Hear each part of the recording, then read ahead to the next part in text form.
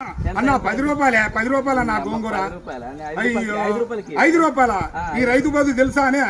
ఈ రైతు పత్తి బండి ఇచ్చినా, మిర్చి బండి ఇచ్చినా, చెనక్కాయ బండి ఇచ్చినా, ఏం బండి ఇచ్చినా ఏం ఫలితం ఉంది రైతు కాడ? అరే రైతు బాధ తెలుసానే అన్న? ఇది ఒకటి తెలుసా? రైతు బాధ తెలుసా?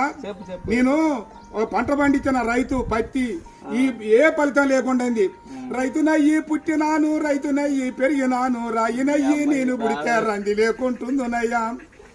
పత్తి పంట నేను ఎత్తే మిత్తి కన్నా ఎల్లలే.